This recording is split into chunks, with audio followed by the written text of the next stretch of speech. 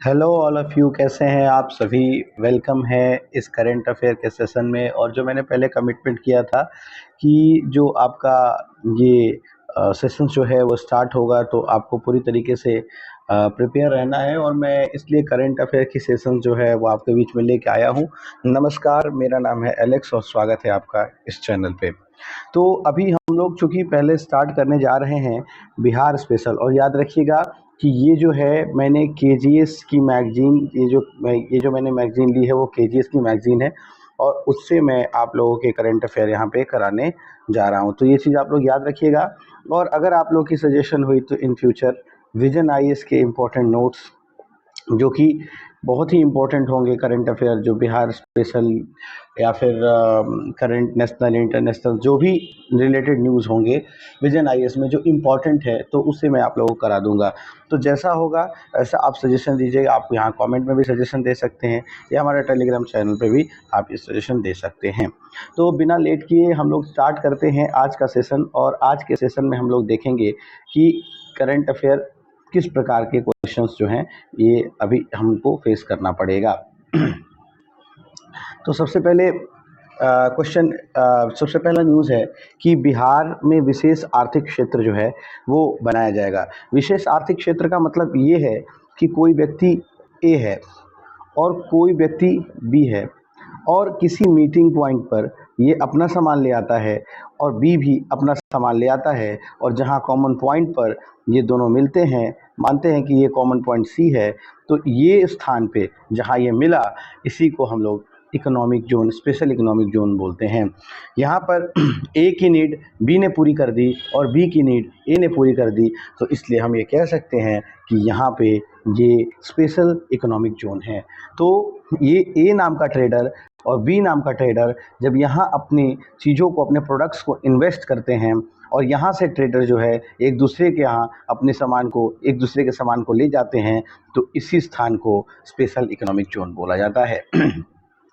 तो न्यूज़ ये है सॉरी न्यूज़ ये है कि बिहार सरकार ने क्या किया है, बक्सर में, याद रखिएगा, बिहार सरकार ने बक्सर में और चंपारण में, वेस्ट चंपारण में, ये देखिए याद रखिए, वेस्ट चंपारण में बिहार सरकार ने स्पेशल इकोनॉमिक जोन्स खोलने की, स्थापना करने की योजना बनाई है। अब इसमें प्रमुख बिंदु देखें तो 2024 नवंबर में 2 विशेष आर्थिक क्षेत्र स्पेशल इकोनॉमिक जोन की स्थापना की मंजूरी दी गई थी। इसी के तहत बक्सर जिला के नवानगर में, याद रखिएगा, बक्सर जिला के नवानगर में और पश्चिमी चंपारण जिला के कुमारबाग में 2 स्पेशल इकोनॉमिक जोन बनाए जा रहे हैं। ये प्रत्येक एसईजेड जो है वो 125 एकड़ भूमि जो है वो उसके लिए चिन्हित की गई है। और याद रखिएगा कि इसके जो परामर्शदाता, ये क्वेश्चन आ जाता है कि इसके परामर्शदाता के रूप में कौन है, तो इसके परामर्शदाता के रूप में हमें याद रखना है बायडा, यानी कि बिहार औद्योगिक क्षेत्र विकास प्राधिकरण, Bihar industrial area development authority, ये जो है इसको परामर्श देगा और इसी हिसाब से बिहार जो स्पेशल इकोनॉमिक जोन है वो चलेगा। तो यहाँ हमने देखा कि किस तरीके से बिहार सरकार ने स्पेशल इकोनॉमिक जोन्स की प्रावधान किए हैं। अब बात ये है कि इसकी उद्देश्य क्या है, फ़ायदा क्या है, इसकी स्थापना का उद्देश्य क्या है। तो सबसे पहली बात कि ये औद्योगिक विकास को बढ़ावा देगा। औद्योगिक विकास को बढ़ावा देने का अर्थ क्या है? औद्योगिक विकास के बढ़ावा देने का अर्थ ये है कि हमारे यहाँ इंडस्ट्रीज़ लगेंगी। जब इंडस्ट्रीज़ लगेंगी तो हमारे यहाँ पैसा आएगा। हमारा जब रेवेन्यू मजबूत होगा तो हम अदर स्टेट की तरह एक दूसरे से कंधे से कंधा मिलाकर चल सकेंगे। हमारे यहाँ राजस्व की कमी नहीं होगी, हमारे यहाँ पैसे की कमी नहीं होगी। जब हमारे यहाँ पैसे की कमी नहीं रहेगी तो लोगों की क्वालिटेटिव जो स्तर है वो बढ़ेगा। क्वालिटेटिव जो हमारा जीवन का जो स्तर है, लाइफस्टाइल है, वो बढ़ेगा, जिसके कारण से क्या होगा, बिहार उन्नति की ओर जाएगा। तो ये औद्योगिक विकास को बढ़ावा देगा। दूसरी, निवेश और निर्यात को प्रोत्साहन देगा। निवेश और निर्यात को प्रोत्साहन, यानी कि इन्वेस्टमेंट और एक्सपोर्ट। इसका मतलब क्या है? तो देखिए, एसईजेड बनने से फ़ायदा ये है कि अगर कोई व्यक्ति, मैं एक एग्जांपल दे रहा हूँ, इसे कोई अन्य हेतु से ना ले, मैं एक जस्ट एग्जांपल दे रहा हूँ कि मान लीजिए कोई ए व्यक्ति है और वो ठेकुआ बनाता है मान लीजिए वो व्यक्ति ए है और वो ठेकुआ बना रहा है और वो फिलहाल जो है अपने लोकल एरिया में वो उसको डिस्ट्रीब्यूट करता था, वहाँ बेचता था। लेकिन जैसे ही स्पेशल इकोनॉमिक जोन आया तो इसने क्या किया, अपने ठेकुआ को यहाँ ले आकर रख दिया, यानी यहाँ लाकर बेचना प्रारंभ किया। लोगों को ये चीज़ पता चला कि अच्छा, बिहार में एक ठेकुआ नाम की मिठाई है जो बहुत बेहतरीन है। तो लोगों ने क्या किया, यहाँ से उसके ठेकुआ को खरीदना शुरू किया और वर्ल्ड वाइड ले जाकर बेचना प्रारंभ किया। तो वो जो ठेकुआ है अब वो ग्लोबली बिकने लगा। तो यही होता है निवेश और निर्यात का प्रोत्साहन। तो एक छोटे से जनमानस को भी इसमें फ़ायदा होते दिखेगा, इसीलिए कहा जा रहा है कि ये निवेश और निर्यात को प्रोत्साहन मिलेगा। तीसरा, रोजगार के अवसर सृजित होंगे। देखिए, बिहार एक ऐसा राज्य है जहाँ पे सबसे ज़्यादा पलायन होते हैं। यहाँ के लोग बाहर कमाने जाते हैं और बाहर की स्थिति क्या है ये आपसे अच्छा हमसे अच्छा कोई नहीं जानता। तो जो बाहर से लोग कमाते हैं तो वहाँ से पैसे कमाते हैं और वहाँ का पैसा वहाँ वो लोग इन्वेस्ट भी करते हैं, वहाँ खाने पीने में खर्च करते हैं, परिवार से दूर रहते हैं और उनको अनेक प्रकार की बीमारियाँ भी झेलनी पड़ती हैं, कुछ कुंठाएँ भी झेलनी पड़ती हैं। लेकिन अगर यहाँ SEZ बनेगा तो यहाँ रोजगार के अवसर प्राप्त होंगे लोगों को। जब स्थानीय लोग को रोजगार मिलेगा तो वो लोग यहीं कमाएंगे, अपने परिवार पर ध्यान दे पाएंगे और अनेक प्रकार के नए अवसर जो है वो ढूंढ पाएंगे। तो इसलिए SEZ जो है बहुत इम्पोर्टेंट रोल यहाँ पे निभाता हुआ दिख रहा है। उसके बाद SEZ के होने वाले लाभ क्या हैं, तो लाभ यहाँ बताए गए हैं। जैसा मैंने बताया, आर्थिक गतिविधियों में वृद्धि होगी, निवेश और निर्यात में वृद्धि होगी और कर लाभ मतलब क्या, सरकार ने क्या किया है कि कुछ टैक्स में छूट दी है। क्या टैक्स में छूट दी है कि पहले 5 साल क्या होगा, 100% आयकर में छूट रहेगा, यानी कि 100% पूरी तरीके से फुल्ली आप अगर एक्सपोर्ट करते हैं 100% आपको 5 सालों के लिए कोई टैक्स नहीं लगेगा। दूसरे 5 साल में आपको 50% देना पड़ेगा और तीसरे में 50% की छूट जो है निर्यात पे दी जाएगी। तो ये बात समझिएगा कि पहले में 100% जो है आपको पूरी तरीके से टैक्स फ्री रहेगा, फिर दूसरे में 50% टैक्स फ्री रहेगा और तीसरे में एक्सपोर्ट का 50% फ्री रहेगा। तो ये चीज़ आपको ध्यान देने योग्य बातें हैं। आइए नेक्स्ट बात करते हैं। तो doctor APJ Abdul Kalam science city बनाने की बात चल रही है। आइए देखते हैं क्या है। हाल ही में बिहार सरकार के भवन निर्माण विभाग, अब मैं यहाँ पे क्वेश्चन पूछूंगा कि इस भवन निर्माण विभाग के मंत्री कौन है, अभी बिहार के भवन निर्माण विभाग के मंत्री कौन है, कमेंट में आप लोग जरूर बताइएगा। तो भवन निर्माण विभाग के सचिव की अध्यक्षता में doctor APJ Abdul Kalam science city के निर्माण कार्य की समीक्षा की गई है। क्या है ये, आइए देखते हैं। तो आप यहाँ देख पा रहे हैं कि जो APJ Abdul Kalam science city का निर्माण कहाँ हुआ है, बिहार की राजधानी पटना के राजेंद्र नगर के मोइनुल हक स्टेडियम के पास किया गया है। अब ये देखिए, इसकी जो निर्माण है वो लगभग 21 एकड़ भूमि में की जाएगी। तो याद रखिएगा कि राजेंद्र नगर में ये जो है मोइनुल हक स्टेडियम के पास जो है ये बनाया जाएगा साइंस सिटी और ये 21 एकड़ की भूमि कैप्चर करेगा।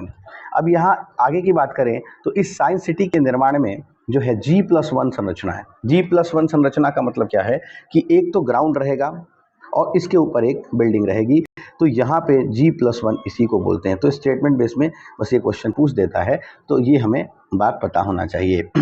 आगे अगर स्टेटमेंट बेस में अगर पूछे भी तो ये क्वेश्चन पूछ सकता है कि कितने लोगों को बैठने की व्यवस्था है, तो 500 व्यक्तियों की बैठने की क्षमता है इस ऑडिटोरियम में। इसी के साथ 150 बच्चे और 3 शिक्षक की डॉर्मेटरी की भी व्यवस्था है।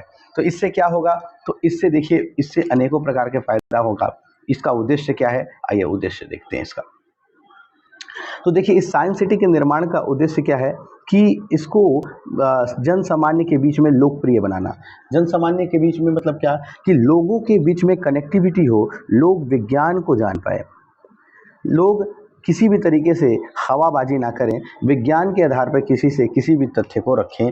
इसके लिए वैज्ञानिक विकास को प्रदर्शित करने के लिए ये चीज़ें की गई हैं। दूसरी बात, जो वैज्ञानिक विकास है उसके इतिहास को कंजर्व किया जाएगा, संरक्षित किया जाएगा, जिससे क्या होगा कि यहाँ के जो लोग हैं वो विज्ञान से परिचित हो पाएंगे और विज्ञान के माध्यम से वो सशक्त हो पाएंगे। तो इसी प्रकार से इसके अलावा क्या है, यहाँ पे जो अंतरिक्ष कार्यक्रम है और प्रमुख भारतीय वैज्ञानिक है उनके बारे में यहाँ पे उसको मेंशन किया जाएगा, बताया जाएगा, विस्तृत जानकारी दी जाएगी। इसके अलावा गैलरी में क्या होगा, कार्बन फुटप्रिंटिंग होगा, मानव शरीर की संरचना यानी कि जो हमारा बॉडी है उसको दिखाया जाएगा, किस प्रकार से ये बना है, क्या इसके एलिमेंट्स हैं, और विज्ञान से जुड़े विभिन्न सिद्धांत के जो प्रोजेक्ट हैं वो मॉडल के रूप में बना के यहाँ पे प्रदर्शित की जाएंगी। तो क्या होगा, इससे छात्र को समझने में आसानी मिलेगी। तो ये बिहार सरकार की एक बहुत ही बढ़िया कदम दिखाई दे रही है। नेक्स्ट, बिहार दिवस 2025 मनाया गया और बिहार दिवस 2025 जो बहुत धूमधाम से मनाया जाता है। 2011 से नीतीश कुमार जी ने ये एक बहुत ही अच्छा पहल शुरू किया है और उस समय से बिहार दिवस बहुत धूमधाम से मनाया जा रहा है। तो मुख्यमंत्री नीतीश कुमार ने पटना के गांधी मैदान में बिहार दिवस समारोह 2025 का विधिवत उद्घाटन किया था। अब आगे पढ़ते हैं कि ये क्या है। तो देखिए, आप सभी को पता है कि दिसंबर 1911 में ये चीज़ की घोषणा हो गई थी कि बंगाल प्रेसिडेंसी से बिहार को अलग कर दिया जाएगा। याद कीजिएगा, बिहार उस समय जब बंगाल प्रेसिडेंसी से ये अलग हुआ था तो बिहार प्लस उड़ीसा 2 राज्य थे। लेकिन अब क्या हुआ कि 1912 में ये 2 बिहार प्लस उड़ीसा थे, लेकिन 1936 में आते आते ये बिहार से उड़ीसा भी टूट गया और बिहार अलग हो गया, उड़ीसा अलग राज्य हो गया। तो यहाँ पे बताया गया है कि 1912 में बंगाल प्रेसिडेंसी से अलग होकर और जो है बिहार के एक अलग राज्य के रूप में गठन हुआ, जिसका 22 मार्च को बिहार दिवस के रूप में मनाया जाता है। तो ये चीज़ आप लोग देख सकते हैं यहाँ पे। फिर क्या लिखा हुआ है कि इसी वर्ष क्या है, 2025 में इसका 113 साल पूरा हो गया। 113 साल बिहार के बनने में 113 साल पूरे हो गए। ये चीज़ आप लोग याद रखिएगा, ये क्वेश्चन आ सकता है कि 113 साल हो गए और कब मनाया जाता है बिहार दिवस? 22 मार्च को मनाया जाता है, क्योंकि आधिकारिक जो इसका आया हुआ था वो 22 मार्च को ही आया गया था, 22 मार्च 1912 को। ठीक है, इसमें कुछ ज़्यादा याद करने योग्य बात नहीं है, इसमें इतना याद रखेंगे कि देखिए यहाँ पे मेंशन कर रहा हूँ मैं देखिए, इसका जो थीम था इस बार बिहार दिवस का वो था उन्नत बिहार विकसित बिहार। ठीक है, और ये 22 से 26 मार्च 2025 को विभिन्न प्रकार के जो सांस्कृतिक कला और विकास से जुड़े जो प्रदर्शनी है वो गांधी मैदान में लगाए गए थे। तो ये सारी चीज़ इंपॉर्टेंट नहीं है। यहाँ देखें तो ये भी इतना इंपॉर्टेंट नहीं है, बस याद रखिएगा कि 13 स्टॉल लगाए गए थे, जिसमें ICDS, सामाजिक सुरक्षा और दिव्यांगजन सशक्तिकरण के बारे में बताया गया था कि इनकी योगदान क्या है। निःशुल्क नेत्र जांच वगैरह की गई थी। ये सारी चीज़ें इंपॉर्टेंट नहीं है। यहाँ पे याद रखिएगा कि बिहार दिवस 2025 के अवसर पर दिल्ली हाट, ये देखिए एक किदवईपुरी में INA मार्केट है, वहीं एक दिल्ली हाट है, वहाँ पर सांस्कृतिक विरासत, हस्तशिल्प और कला का प्रदर्शन के लिए भव्य मेला का आयोजन किया गया था। ये चीज़ आप लोग यहाँ पे ध्यान रखिएगा। ऐतिहासिक परिदृश्य की बात करें तो अब मैंने जैसे बताया 22 मार्च 1912 को क्या हुआ था, बिहार जो है बंगाल प्रेसिडेंसी से अलग हो गया था। तो ये चीज़ याद रखिएगा। और 22 मार्च को बिहार दिवस के रूप में मनाया गया था। 1936 में बिहार से उड़ीसा अलग हुआ और उड़ीसा अलग राज्य बन के उभर के सामने आया। 2000 में क्या हुआ, आदिवासी बहुल क्षेत्र जो झारखंड है वो बिहार से अलग हुआ और वो अलग राज्य बन के उभरा। फिर मैंने ये भी बताया था कि 2011 में मुख्यमंत्री नीतीश कुमार ने बिहार दिवस को भव्य तरीके से मनाने का प्रारंभ किया था, शुरुआत किया था। यहाँ पे मैंने ये भी कहा कि 22 मार्च को बिहार में सार्वजनिक अवकाश होता है, यानी कि छुट्टी होती है। ये चीज़ याद रखिएगा। और ये जो बिहार दिवस है बिहार की राज्य की प्रगति और गौरव को प्रचार प्रसार करने के लिए ही किया जाता है। तो जैसा कि हमने ये बताया कि बिहार दिवस जो है काफ़ी इंपॉर्टेंट है करंट अफेयर की दृष्टि से, आप लोग याद रखिएगा। बोधगया मंदिर विवाद क्या है, अब आगे ये देखते हैं। तो देखिए हुआ क्या है कि बोधगया में अभी देखिए क्या लिखा हुआ है कि बोधगया मंदिर के प्रशासन संबंधी विवाद को लेकर बौद्ध भिक्षुओं द्वारा विरोध प्रदर्शन किया गया है। तो आखिर क्या जरूरत आन पड़ी कि इन लोगों को जो है विद्रोह करना पड़ा, विरोध करना पड़ा? तो देखिए उसके बारे में डिस्कस करते हैं विस्तृत तरीके से। तो देखिए यहाँ पे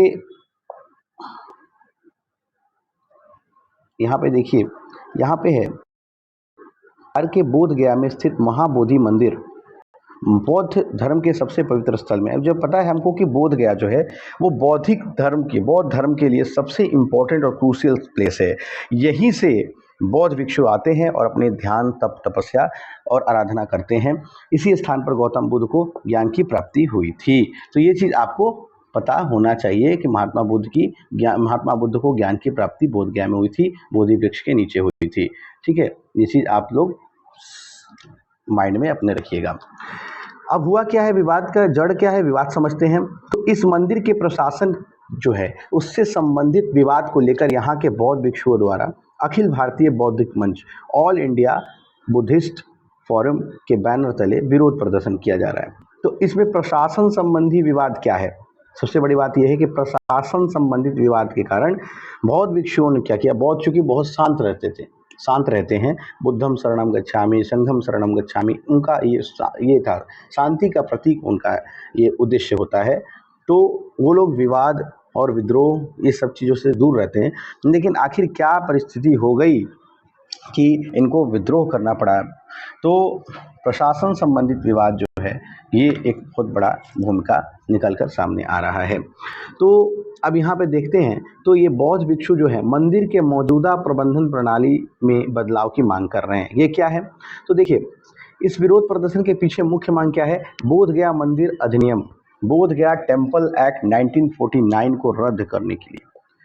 ये बोध गया जो है, यहाँ पे इस मंदिर के प्रशासन में ऐसा प्रावधान किया गया है, बौद्ध जो बोधि टेम्पल है यहाँ पे ये प्रावधान किया गया है कि जो इस कमेटी के जो इस मंदिर के प्रशासन का जो अध्यक्ष होगा वो उस जिले का जिला मजिस्ट्रेट होगा और वो उसका हिंदू होना अनिवार्य है। इसके साथ चार याद रखिएगा, इसके साथ चार सदस्य होंगे, जिसमें 4 हिंदू और 4 बौद्ध जो हैं ये इसके सदस्य होंगे और इसका अध्यक्ष उस जिला का जिला प्रशासन का प्रमुख यानी कि डीएम होगा। तो ये चीज़ याद रखिएगा कि डीएम जो है वो हिंदू होना चाहिए, और अगर डीएम हिंदू नहीं होता है, याद रखिएगा, तो सरकार जो है वो नियुक्त करेगी किसी ऐसे हिंदू को जो उस प्रशासन को देख सके तब तक के लिए।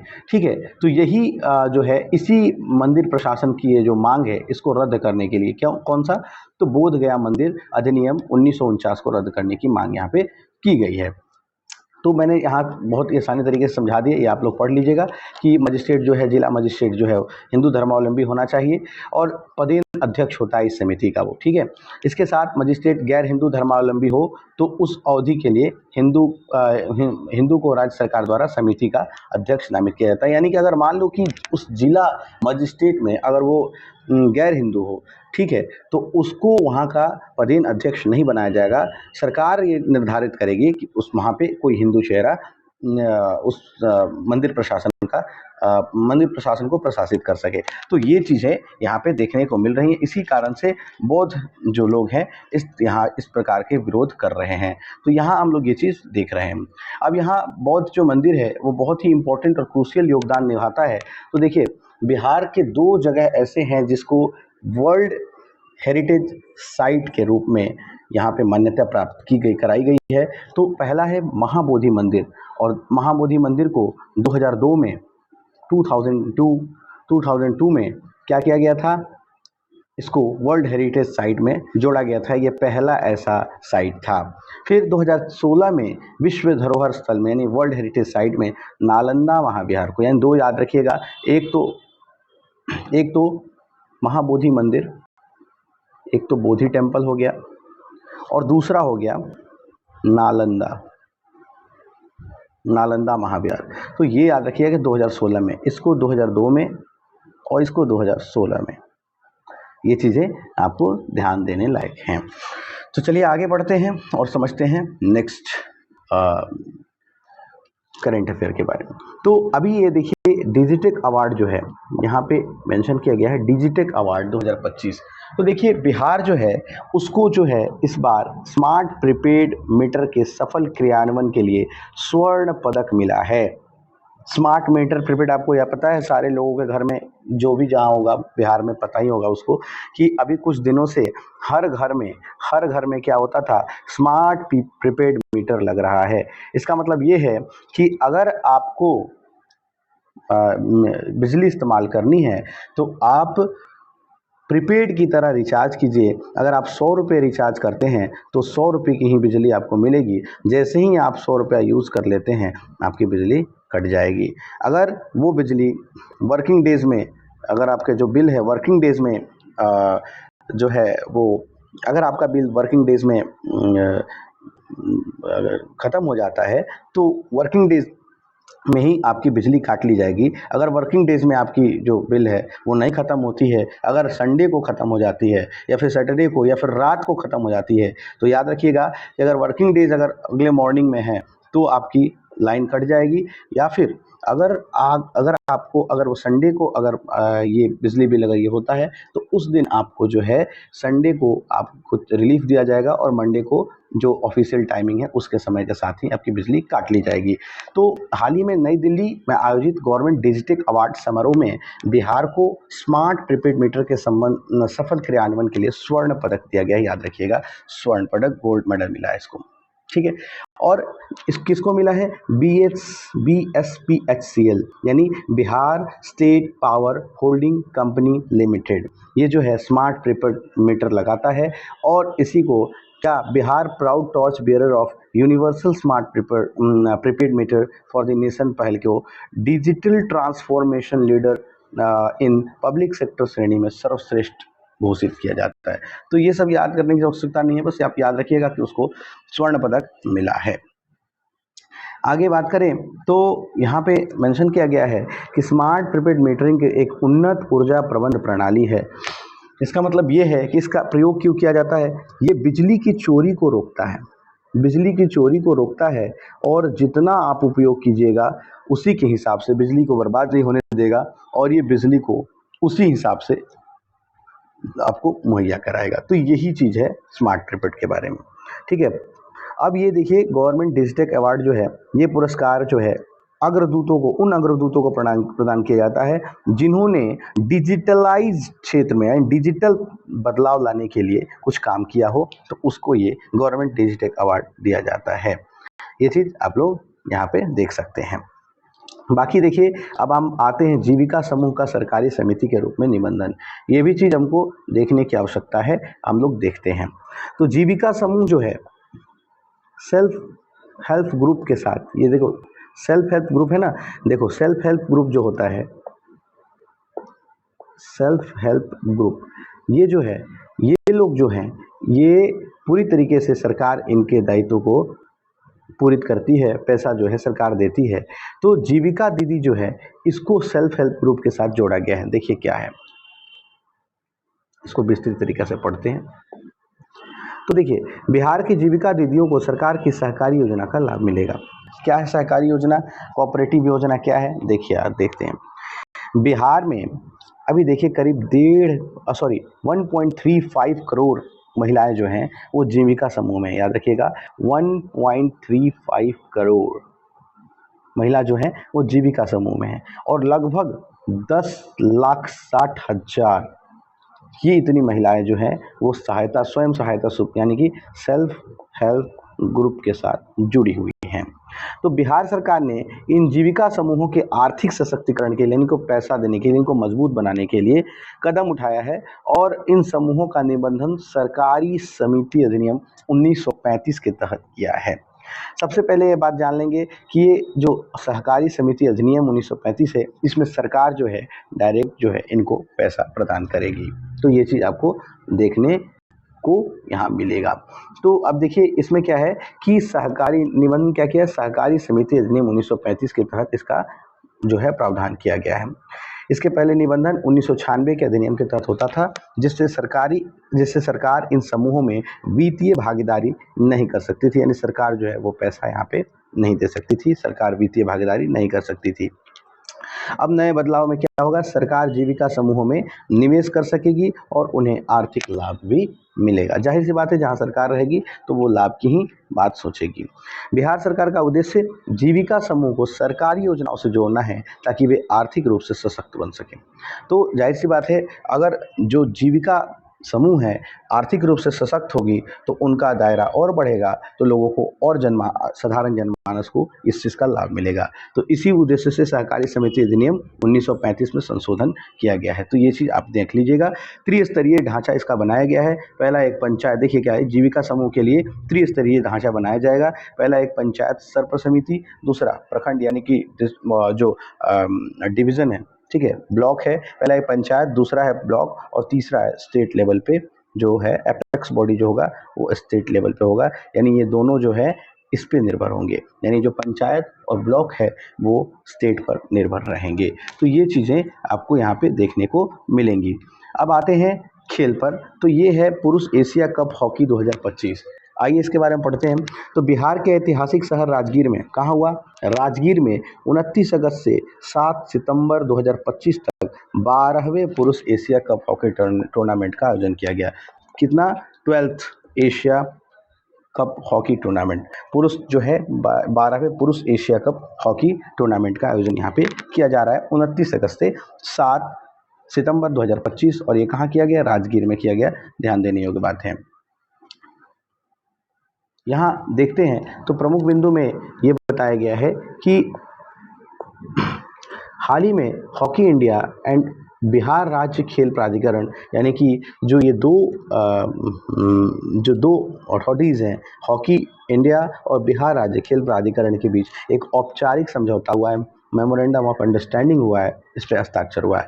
इसमें क्या हुआ है, तो टूर्नामेंट का आयोजन हाल ही में पुनर्निर्मित राजगीर हॉकी स्टेडियम में किया जाएगा। तो टूर्नामेंट जो भी होगा वो जो राजगीर में अभी हॉकी स्टेडियम बना है उसमें होगा। यह टूर्नामेंट 2026 में बेल्जियम और नीदरलैंड में होने वाला AFIH पुरुष हॉकी, मतलब यही है ऑल इंडिया जो AFHI जो है इसके तहत ये किया जाएगा। मतलब आप समझ लीजिए कि ये चीज़ मैं क्या बोल रहा हूँ कि यह टूर्नामेंट 2026 में यह समझौता के तहत टूर्नामेंट का आयोजन हाल ही में पुनर्निर्मित राजगीर हॉकी स्टेडियम में किया जाएगा। यह टूर्नामेंट 2026 में बेल्जियम में होगा और नीदरलैंड में होने वाले AFIH पुरुष हॉकी, माफ़ कीजिएगा मेरी थोड़ी हिंदी कमज़ोर है लेकिन मैं फिर भी प्रयास कर रहा हूँ, FIH पुरुष हॉकी विश्व कप के लिए एक क्वालिफाइंग प्रतियोगिता भी है। 12वें पुरुष एशिया कप हॉकी की विजेता टीम सीधे विश्व कप में के लिए क्वालिफाई होगी। इस टूर्नामेंट में भारत मेजबान होगा, दक्षिण कोरिया पिछला विजेता और मलेशिया, जापान, चीन, पाकिस्तान सहित एशिया के शीर्ष 8 टीम यहाँ पे भाग लेंगी। तो यहाँ पे याद रखिएगा कि ये लोग भाग लेंगे। ये सब पूछने की आवश्यकता नहीं, बस इतना याद रखिएगा कि मेजबानी भारत करेगा, दक्षिण कोरिया जो है इसका पिछला विजेता था, बस याद रखिएगा। और ये कहाँ होगा, बेल्जियम में होगा 2026 में बेल्जियम और नीदरलैंड में होगा, ये चीज़ याद रखिएगा। इससे पहले नवंबर में क्या हुआ है, नवंबर 2024 में 8वीं महिला एशियाई चैंपियंस ट्रॉफी आयोजित की गई थी, जिसमें भारत ने फाइनल में चीन को हराकर खिताब को जीता था। तो आठवीं जो है 8th एशियाई चैंपियन ट्रॉफी जो है वो भारत ने फाइनल में चीन को हराकर खिताब जीता था। तो ये चीज़ आप लोग ध्यान रखेंगे। भारत में दूसरी बार पुरुष एशिया कप हॉकी का आयोजन हो रहा है, ये चीज़ याद रखिएगा। भारत दूसरी बार पुरुष एशिया कप हॉकी की मेजबानी कर रहा है। इससे पहले 2007 में चेन्नई और इस टूर्नामेंट में 7वें संस्करण का आयोजन किया गया। ये सब चीज़ें आप लोग पढ़ लीजिएगा, ये सब इतनी इंपॉर्टेंट नहीं है। अब देखिए आते हैं ई ग्राम कचहरी पे। ई ग्राम कचहरी क्या है ये देखिए। तो ई से मतलब क्या है कि ये जो है डिजिटल से संबंधित है, यहाँ पे हम लोग अब इसको मेंशन करते हैं। तो देखिए बिहार में ई ग्राम कचहरी से न्यायिक पारदर्शिता में बढ़ोतरी हुई है, यानी कि डिजिटली अब ऑनलाइन सब कुछ हो गया है। तो जाहिर सी बात है कि अगर आप डिजिटली सब कुछ कर दीजिएगा तो बहुत लेस चांसेस हैं कि उसमें पारदर्शिता ना हो, ट्रांसपेरेंसी ना हो। तो देखिए ई ग्राम कचहरी से ट्रांसपेरेंसी, जुडिशियल ट्रांसपेरेंसी जो है बहुत ज़्यादा बढ़ी है, इसके बारे में यहाँ पे मेंशन किया गया। तो बिहार सरकार ने गाँवों में लोगों को त्वरित और पारदर्शी न्याय दिलाने के लिए, ठीक है, जल्दी न्याय दिलाने के लिए 25 अक्टूबर 2024 को ई ग्राम कचहरी पोर्टल की शुरुआत की है। ये क्या है, यह देश की पहली ऐसी व्यवस्था है जो गांव की कचहरियों को ऑनलाइन प्लेटफॉर्म से जोड़ती है। यानी कि गांव के जितने कचहरी होंगे या व्यवहार न्यायालय होंगे उनको डायरेक्ट ऑनलाइन प्लेटफॉर्म से जोड़ा जाएगा। अब जब ऑनलाइन प्लेटफॉर्म से जुड़ेगा तो आप अपने प्रोसीडिंग को डायरेक्ट ऑनलाइन भी देख सकते हैं। तो ये चीज़ें आपके लिए बहुत ही इंपॉर्टेंट है। इसी के साथ बिहार ई ग्राम कचहरी के माध्यम से पारदर्शी न्याय यानी कि ट्रांसपेरेंसी जो इसमें न्याय है वो आपको मिलेगा, जिसके कारण ये बिहार जो है प्रथम राज्य इसके लिए बन गया है। तो याद रखिएगा कि ट्रांसपेरेंसी के लिए बिहार जो है पहला राज्य बन गया है ई ग्राम कचहरी के माध्यम से सबको ट्रांसपेरेंट न्याय दिलाने के लिए। तो ये याद रखिएगा। अच्छा, ई ग्राम कचहरी का उद्देश्य क्या है? तो यहाँ देखेंगे कोर्ट कचहरी के लंबे चक्कर से बचना है, तो यहाँ पे जाहिर सी बात है आपको ये मदद करेगा। और समय पर न्याय दिलाने के लिए एक डिजिटल व्यवस्था की शुरुआत की गई है, तो ये आप यहाँ पे देख सकते हैं। इसका उद्देश्य क्या है? तो इसका उद्देश्य है कि न्याय प्रक्रिया को आसान बनाएगा। न्याय प्रक्रिया को आसान ये बनाएगा कि अगर मान लीजिए कि आप कहीं बाहर हैं और आपको ऐसा लगता है कि अब आपको केस करने गांव आना पड़ेगा, तो ऐसी आवश्यकता नहीं है। सरकार ने इस पोर्टल को आपको मुहैया कराया है, आप उस पोर्टल पर जाएं और उस पोर्टल का लाभ लें। तो ये एक बहुत ही अच्छा कदम उठाया गया है बिहार सरकार द्वारा, और बिहार जो है इसके लिए प्रथम राज्य बन गया है। दूसरा उद्देश्य क्या है? पंचायत स्तर पर लोगों को न्याय देना। और तीसरा, ई गवर्नेंस के जरिए सरकारी सेवाओं को डिजिटल रूप में उपलब्ध कराना है। तो ये चीज़ आप लोग यहाँ पे देख सकते हैं। और इसके लाभ, उद्देश्य तो समझ में आ गया, इसके लाभ क्या है? तो देखिए लाभ क्या है। गांव में रहने वाले लोग को जल्दी न्याय मिलेगा। न्यायिक प्रक्रिया पारदर्शी होगी तो न्याय पे लोगों को भरोसा होगा। जब न्याय पे लोगों को भरोसा होगा तो लोग जो है अपने अधिकार के लिए खड़े होंगे, आवाज़ उठाएंगे और उस अधिकार को प्राप्त करेंगे। यानी हर चीज़ स्पष्ट है और रिकॉर्ड में भी ये सब चीज़ें रहेंगी, तो इससे आप भेदभाव या फिर किसी भी प्रकार की अनियमितता नहीं कर सकते हैं। तीसरा, सरकार की ई गवर्नेंस नीति और पंचायत स्तर पर सक्रिय यहाँ पे इसको देख रही है। यानी कि जो सरकार कहती है कि हम प्रशासन में पूरी तरीके से मुस्तैद रहेंगे और पूरी तरीके से पंचायत स्तर पर सक्रियता दिखाएंगे, वो इससे सिद्ध होती दिख रही है। अब यहाँ देखिए जेवियर विश्वविद्यालय का उद्घाटन हुआ है, इसके बारे में हम लोग थोड़ा पढ़ते हैं। हाल ही में बिहार के मुख्यमंत्री श्री नीतीश कुमार ने क्या किया है? पटना के दीघा क्षेत्र में अब मरीन ड्राइव से आप लोगों को सबको पता होगा, मरीन ड्राइव तो बहुत प्रचलित है और लाल लालियों को बहुत अच्छे से पता होगा दीघा के बारे में। तो पटना के दीघा क्षेत्र में क्या हुआ है? नया स्थापित हुआ है क्या? जेवियर यूनिवर्सिटी जो है वो बना है पटना के दीघा में। आइए पढ़ते हैं इसके बारे में। बिहार की राजधानी पटना के दीघा क्षेत्र में क्या हुआ? 36 एकड़ में जेवियर विश्वविद्यालय परिसर का निर्माण किया गया है। यह विश्वविद्यालय अत्याधुनिक आधारभूत संरचना इंफ्रास्ट्रक्चर को जो है, ये जो बेसिक इंफ्रास्ट्रक्चर है उससे सुसज्जित है। और याद रखिएगा कि राज्य में गुणवत्तापूर्ण और समावेशी उच्च शिक्षा के लिए, जाहिर सी बात है ये सब कुछ याद करने की आवश्यकता नहीं, बस याद रखिएगा जेवियर कॉलेज की उद्घाटन हुआ है, दीघा में हुआ है, पटना में नीतीश कुमार ने इसका उद्घाटन किया था। क्या है? उच्च शिक्षा के लिए एक बहुत अच्छा ये कदम उठाया गया है। और इस विश्वविद्यालय की स्थापना का उद्देश्य छात्रों को वैश्विक प्रतिस्पर्धा में, यानी कि विदेशों के साथ जो कंपटीशन है, ये जो है इसके लिए अनुकूल शैक्षणिक वातावरण उपलब्ध कराया जाएगा। इसमें रिसर्च भी कराया जाएगा और इनोवेशन को, नवाचार को जो है शिक्षा के माध्यम से बढ़ाया जाएगा। तो ये एक बहुत ही इम्पोर्टेंट योगदान है। अगर बिहार के लोग पढ़ जाते हैं तो वैश्विक कंपटीशन को फेस करेंगे, जिससे काफ़ी ग्रो होगा, काफ़ी बिहार को ग्रोथ मिलेगा। ये संस्थान न केवल व्यावसायिक एवं तकनीकी शिक्षा को बढ़ावा देगा, बल्कि मानवीय मूल्य यानी एथिक्स और ग्रेटिट्यूड को भी देखेगा। ये चीज़ें हमको यहाँ पे देखने को मिल रही हैं। फिर यहाँ पे बिहार में स्थित विश्वविद्यालयों की सूची दी गई है। अब इसमें बहुत तो मैं नहीं बताऊँगा, लेकिन एक याद रखिएगा, पटना विश्वविद्यालय जो है 1917 में बना था, राज्य विश्वविद्यालय है, याद रखिएगा। एक मगध याद रखिए, मगध जो है, अब कहना नहीं है किसी से कुछ, लेकिन मगध जो है बहुत ही खतरनाक विश्वविद्यालय है और 1962 में ये भी बना था, एक राज्य विश्वविद्यालय। इसी के साथ अगर मैचिंग में क्वेश्चन जो है वो पूछता है अगर आपसे, तो यही सब पूछता है कि पटना विश्वविद्यालय जो है सबसे पहला विश्वविद्यालय पटना विश्वविद्यालय है, 1917 में इसका निर्माण हुआ था। ठीक है, तो ये आप लोग पूरा विश्वविद्यालय पढ़ लीजिएगा। यहाँ पे एक मैं मेंशन कर दे रहा हूँ, यहाँ पे बिहार कृषि विश्वविद्यालय सब और भागलपुर 2010 में बना था, ये भी याद रखिएगा, ये भी पूछ देता है क्वेश्चन। तो ये सारी चीज़ें आप यहाँ पे देख रहे हैं, ठीक है। फिर यहाँ पे जेवियर की भी मेंशन किया गया है। देखिए जेवियर विश्वविद्यालय 2025 दीघा में किया गया था। आगे बढ़े तो केंद्रीय गृह मंत्री का बिहार में दौरा हुआ है। हाल ही में केंद्रीय गृह मंत्री ने अमित शाह ने क्या किया था, बिहार का दौरा किया और राज्य में सहकारिता क्षेत्र को बढ़ावा देने के लिए 800 करोड़ रुपए की सौगात दी है। 800 करोड़ रुपए अमित शाह जी ने बिहार को दिया है सहकारिता क्षेत्र को बढ़ावा देने के लिए। तो आइए पढ़ते हैं कि क्या है ये सहकारिता क्षेत्र और कैसे इसको बढ़ावा दिया जाएगा। तो देखिए हाल ही में केंद्रीय गृह मंत्री अमित शाह बिहार की राजधानी पटना पहुंचे थे। तो उन्होंने क्या किया, 800 करोड़ रुपए की जो 800 करोड़ रुपए से अधिक की योजनाओं और परियोजनाओं की शुरुआत की थी। तो यहाँ आप देखते हैं तो केंद्रीय गृह मंत्री ने क्या किया था, बड़ी बड़ी योजनाओं का लोकार्पण किया। जैसे 83.16 करोड़ रुपए की लागत से 25 पैक्स बनाए जाएंगे। उसमें 12,500 मीट्रिक टन क्षमता वाले अनाज भंडारण की योजना बनाई गई। यानी याद रखिएगा कि बिहार में अनाज भंडारण के लिए 25 पैक्स का निर्माण होगा, जिसका लागत 83.16 करोड़ यानी करीब करीब 83 करोड़ 16 लाख के निवेश के साथ 25 पैक्स बनाए जाएंगे, जहां अन्न भंडारण होगा। और ये विश्व की सबसे बड़ी अन्न भंडारण योजना के तहत इसको लॉन्च किया जाएगा। तो याद रखिएगा 25 पैक्स 12,500 मीट्रिक टन के साथ विश्व का सबसे बड़ा अन्न का भंडारण जो है यहाँ पर बनाया जाएगा।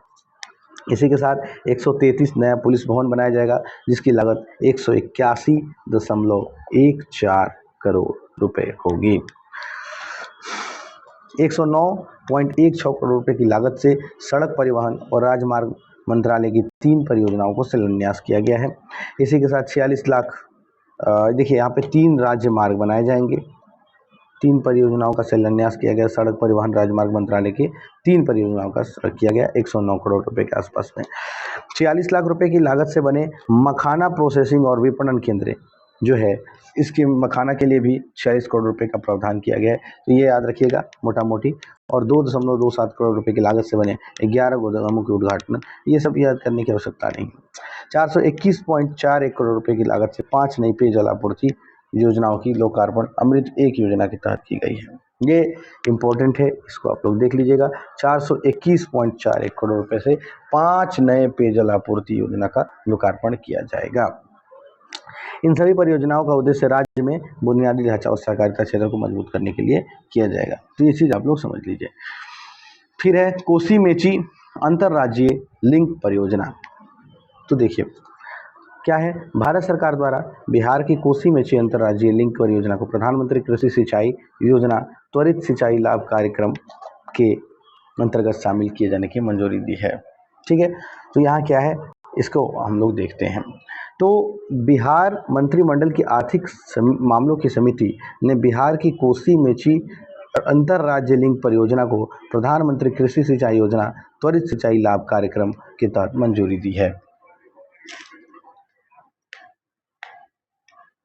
तो ये चीज आप यहाँ पे देख रहे हैं।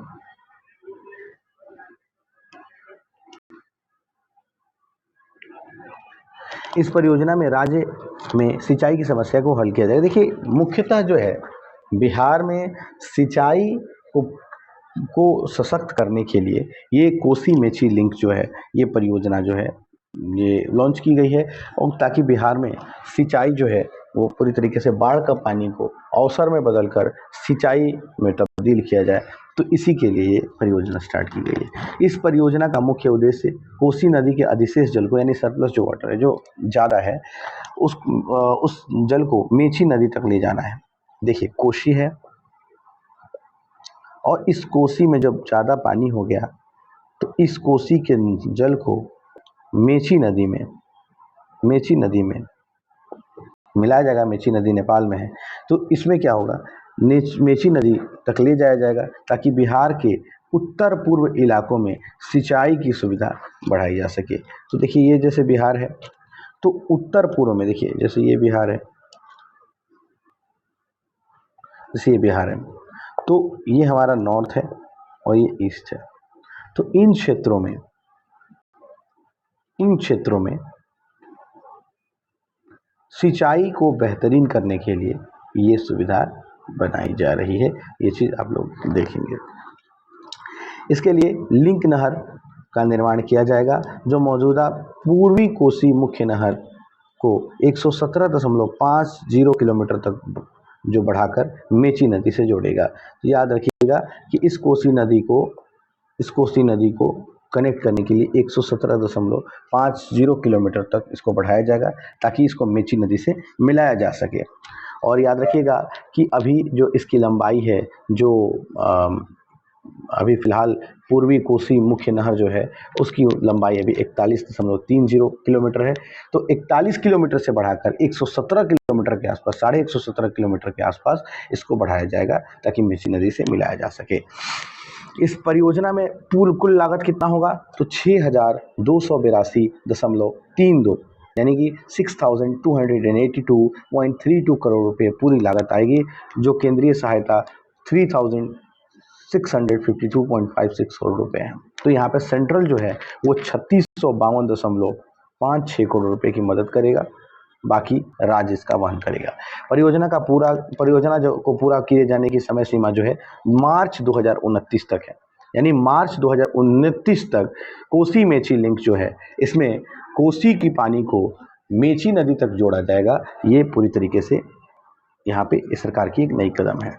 लाभान्वित होने वाला जिला कौन कौन सा है, तो याद रखिएगा इसमें अररिया है, पूर्णिया है, किशनगंज है और कटिहार है, यानी कि नॉर्थ और ईस्ट, ये और ये दोनों, ये सारे एरिया जो हैं ये आते हैं।